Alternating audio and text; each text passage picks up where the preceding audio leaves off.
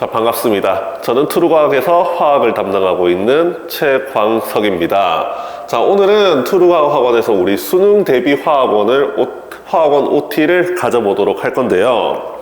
자, 일단 우리가 올해 수능 도대체 화학은 어떻게 출제됐냐 경향을 한번 살펴보면 난이도부터 봤을 때는 전체적으로 평이했다, 보통이다, 작년과 큰 차이가 없어 보인다라고 많은 평가들을 합니다. 자, 특히 상위권 학생들, 1등급을 받는 학생들의 체감 난이도에서는 우리가 기존의 모의고사 문제라던가 작년 수능에 비해서 딱히 어려운 건 없었다라고 많이 얘기들을 해요. 오히려 약간 쉬운 면도 있지 않았나라고 얘기를 해요. 이거는 뭐냐? 우리가 작년부터 쭉 내려오던 기조대로 최고 난도 문제에서 약간의 난이도 하락이 더 있었기 때문에 최고 난이도 문제를 푸는 데 있어서 학생들이 수월하게 풀어버리니까 조금 더 쉬워진 감이 있다라고 느꼈을 거예요. 하지만 2, 3등급 학생들을 포함한 대부분의 학생들의 체감 난이도는 어땠냐? 오히려 조금 더 어려워진 것 같다라고 얘기를 하죠. 이유는 뭐냐 하면 최고 난도 문제를 제외하고 1번부터 17번까지 최고 난도 문제를 가기 위한 문제들에서 시간이 너무 오래 걸린다는 거죠. 물론 이 최고 난도 문제를 제외한 문제들의 난이도의 상승도 있었을 뿐더러 주로 문제들이 시간을 많이 잡아먹는 문제들이 최고 난도 전에 많이 배치가 됐다. 그래서 최고 난도 문제를 가기도 전에 시간을 다 써버리니까 실질적으로 최고 난도 문제의 난이도 하락을 체감할 수 없었다. 오히려 앞에 있는 문제들은 그냥 더 어려워졌다라고 느끼고 있는 것 같아요. 자, 결국 우리가 정리를 하면 총평. 자, 전반적으로 올해는 풀이 시간이 오래 걸리는 문제들이 다소 출제됐어요. 그래서 우리가 최고 난도 문제를 풀기도 전에 시간을 다 써버리는 거죠. 자, 그리고 또 하나. 기존에 출제되지 않던 새로운 유형의 문제들이 계속 출제된다는 거죠. 그래서 우리가 문제를 푸는 과정에서 사실 그렇게 어렵지는 않지만 이 문제는 뭐지? 처음 보는 문제들을 보면서 당황하기 때문에 실수를 많이 할 수 있었다는 거죠.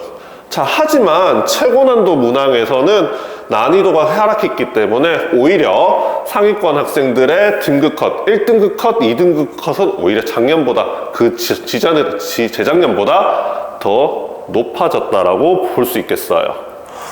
자, 그러면 우리는 원래 이제 내년 수능 어떻게 대비해야 된다는 거죠. 자, 첫 번째는 당연한 얘기겠지만 탄탄한 이론을 철저하게 준비해야 된다. 왜? 우리가 앞으로도 계속 최고 난도 문제의 난이도가 더 상승하지는 않을 거라고 예측을 해요. 그렇다면 학생들에게 변별력을 주기 위해서는 기존에 못 보던 문제들, 처음 보는 문제들을 줌으로써 얼마나 이론을 잘 꿰뚫고 있는가, 잘 배웠는가 변별력을 줄 수 있다라는 거죠. 자, 두 번째는 뭐냐? 우리 문항에 맞는 맞춤풀이법이 필요하죠. 우리가 흔히 말하는 스킬이 필요하다. 자, 이게 왜 필요하냐? 우리 정석대로 아는 대로 보고 그대로 풀어버리면 되지 않냐라고 할 수 있겠지만 앞에서도 얘기했다시피 전체적인 문제들의 풀이 시간이 너무 길어지는 문제들이 많아요. 이거 문제 하나하나를 정석적으로 풀다 보면 시간이 너무 오래 걸려서 결국은 17번, 18번 문제 풀다가 시간 다 가버린다는 거죠. 그래서 전반적인 문제풀이의 시간을 단축하기 위해서는 우리가 문제마다 빠르게 갈 수 있는 스킬이 필요하다. 우리는 꼭 이걸 배워둬야 된다는 거죠. 자, 세 번째는 어떻게 한다? 다양한 유형의 기출문제를 접해봐야 되겠어요. 자, 물론 우리가 이론만 준비가 잘 돼 있다면 어떤 유형의 문제든 다 풀 수 있을지도 모르겠죠. 그건 맞는 말이야. 하지만 우리가 얘들 미리 비슷한 유형의 문제라도 미리 풀어본다면 실수든 시간이든 우리가 좀 더 효율적으로 사용할 수 있겠죠. 그래서 특히나 최고 난도 문제를 풀기 위한 상위권 등급으로 도약을 내가 해야 된다. 1등급, 2등급을 받아야 된다라고 하면 최고 난도의 문제의 풀이에 대비해서 다양한 문제들을 우리는 접해봐야 된다는 거죠. 자, 그렇기 때문에 우리 학원에서는 총 화학은 4단계로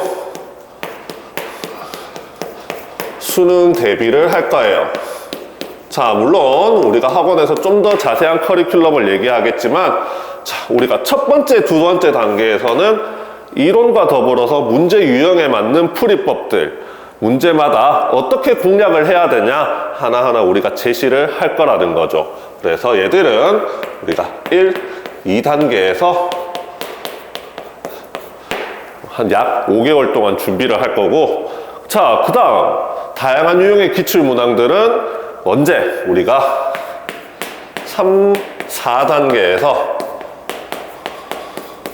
3단계에서는 올해 수능 특강 수능 완성에서 어떠한 또 다른 새로운 유형의 문제들이 있느냐, 아니면 올해 모의고사에서는 또 새로운 어떤 유형들이 있었냐 분석을 해볼 거고, 4단계에서는 우리가 또 초고난도의 문제뿐만 아니라 시간 조절을 위한 모의고사까지 칠 수 있도록 우리가 준비를 할 거예요. 그래서 우리 본 학원에서는 여러분들의 성공적인 화학 수능을 위해서 이렇게 철저한 커리큘럼을 준비해 놨기 때문에 저희들이 항상 여러분들의 화학의 성공을 돕도록 준비하겠습니다. 자, 그러면 이제 본격적인 수능 문제 풀이에 들어가서, 자, 오늘 준비한 문제는 2024학년도 수능, 올해 수능이죠. 올해 수능 16번 중화적정에 관한 문제가 되겠어요. 우리가 중화적정에 관한 문제는 매년 출제되는 문제인데, 사실 작년까지만 하더라도 중화적정의 문제는 어떻게 나왔냐, 정확한 표준용액의 몰농도를 제시하고 우리가 그냥 단순히 중화적정하는 미지의 몰농도를 가진 용액의 몰농도가 얼마냐 정확한 수치로 나타내라라는 문제들이 거의 대부분이었죠. 하지만 올해부터 중화적정에 관한 문제들이 어떻게 나오냐 하면 주로 표준용액의 몰농도 정확한 수치로 제시 안 해요. A같이 우리 미지수로 제시하죠. 그리고 또 하나 밀도를 마찬가지로 미지수로 제시를 해주기 때문에 여기서 우리 미지수를 이용한 문제, 즉 답에서 정확한 농도 얼마 딱 떨어지는 숫자를 구하라는 게 아니라 미지수를 이용해서 뭔가 다른 것들을 나타내라는 문제들이 매번 출제가 됐어요. 그래서 우리가 이 문제들 학생들이 굉장히 어려워하고 곤란해한다는 거죠. 근데 조심해야 될 거는 뭐냐, 사실 이 문제 굉장히 복잡해 보이지만 배점은 오직 2점밖에 되지 않는다. 우리는 이런 문제들을 빠르고 정확하게 풀고 넘어가야 최고난도 문제까지 제 시간에 도달을 할 수 있다는 거죠. 자, 그러면 이런 중화적정 문제, 새로운 유형의 중화적정의 문제는 우리가 어떻게 해결할지 한번 보면, 자, 처음에 먼저 제일 파악해 줄 거는 우리 표준용액을 빠르게 찾아줄 거야. 자, 그래서 지금 표준용액 몰농도 AM짜리 NaOH가 있죠. 자, 이 NaOH랑 지금 그 다음 두 번째로 찾을 거는 표준용액 NaOH랑 직접 중화적정을 하는 용액이 누구인가. 자, 누구인가 우리가 찾아보면 어디에 있냐, 수용액원 100ml 100ml를 만든다면 정확하게는 수용액원 100ml가 아니라 50ml의 원이랑 표준용액이 중화 반응을 일으키죠. 그래서 50ml의 수용액 원이죠.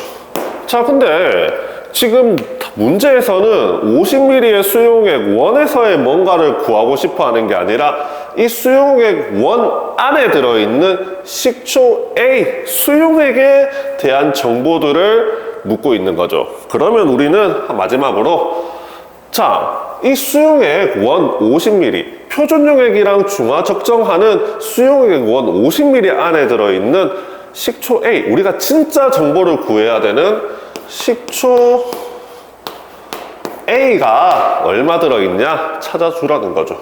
자, 그래서 100ml, 수용액 원 100ml 안에 A가 20ml 들어있으니까 수용액 원 50ml 안에는 식초가 10ml 들어있겠다. 자, 얘들을 중화적정 시켰을 때 표준용액 얼마를 썼냐? 10ml을 썼죠.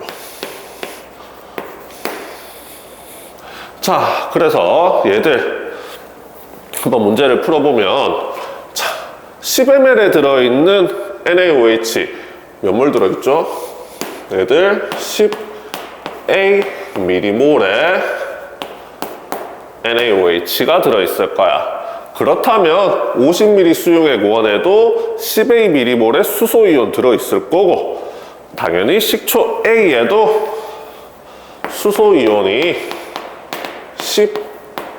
A 미리몰 들어있겠죠.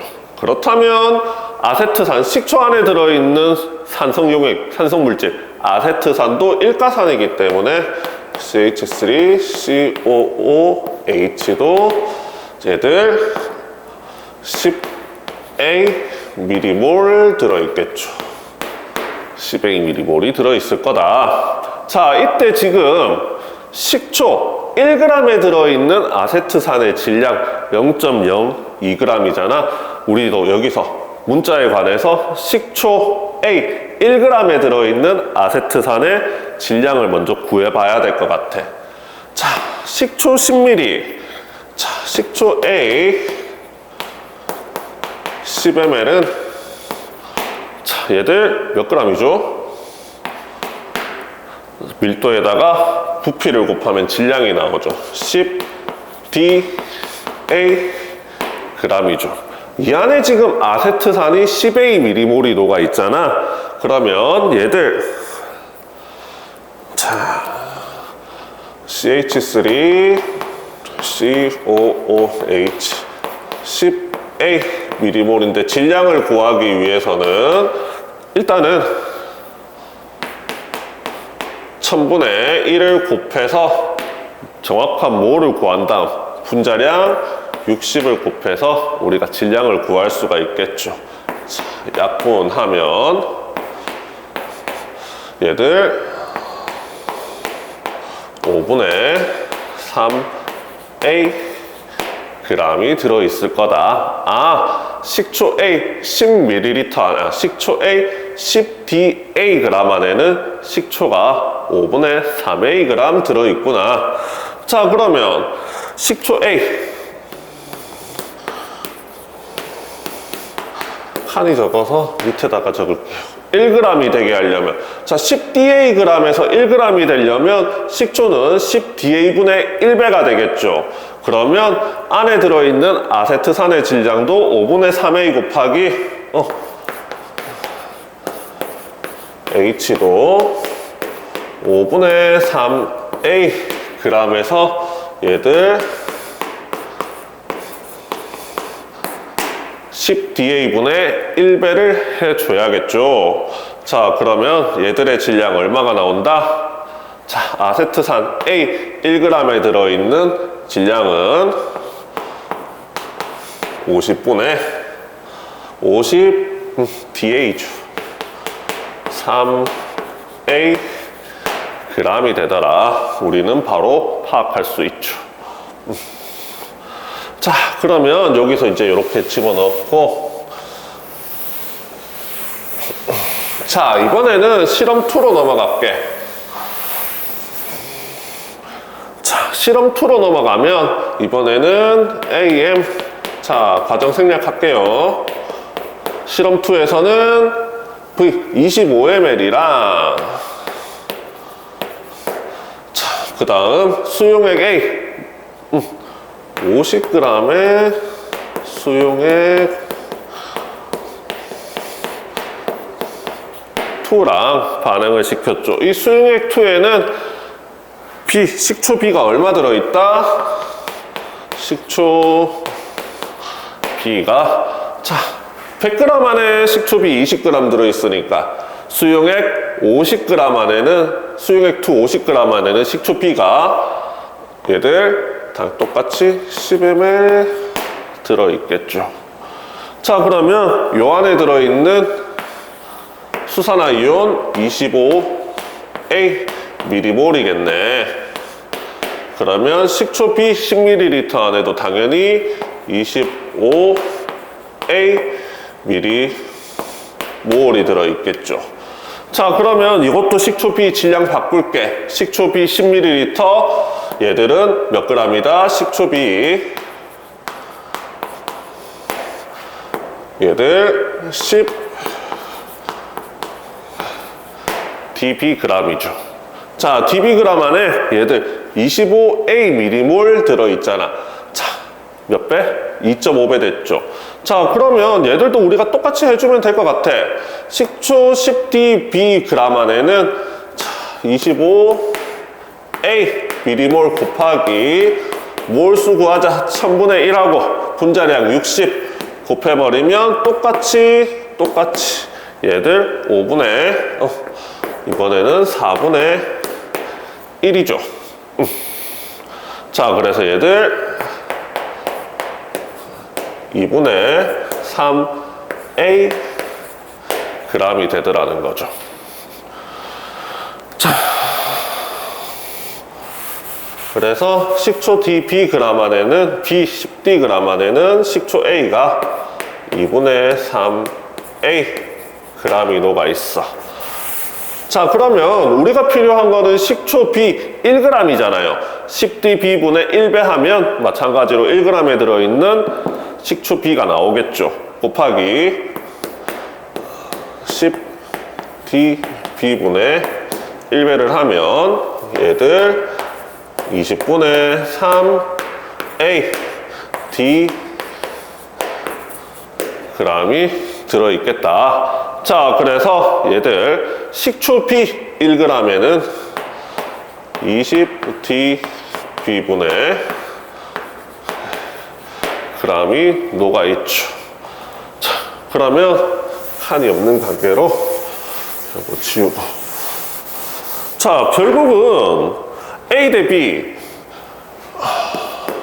0.02g 100분의 2g 대 X g은 얘들 50D A분의 3A 대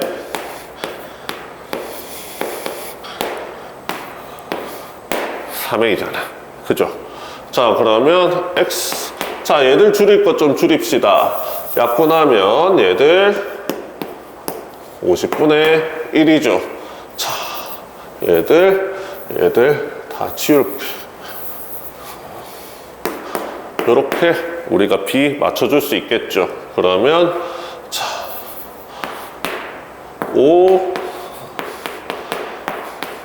X는 얘들 100dB분의 1이 되겠네. X는 양변에 5D 구하면 20dB분의 DA가 나오죠. 그래서 우리 16번의 답은 이렇게 우리가 구해줄 수 있다라는 거죠.